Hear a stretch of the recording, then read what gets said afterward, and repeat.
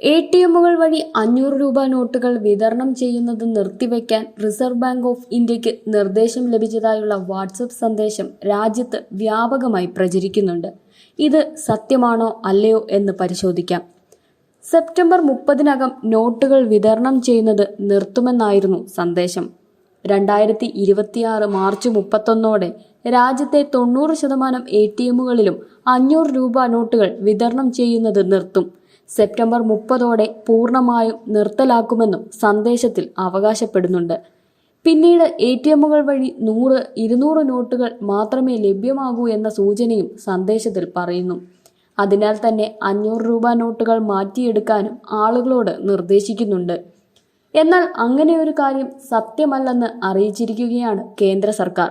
ഇത്തരം തെറ്റായ വാർത്തകൾ വിശ്വസിക്കരുതെന്ന് പ്രസ് ഇൻഫർമേഷൻ ബ്യൂറോയുടെ ഫാക്ട് ചെക്ക് യൂണിറ്റ് എക്സിലൂടെ അറിയിച്ചു.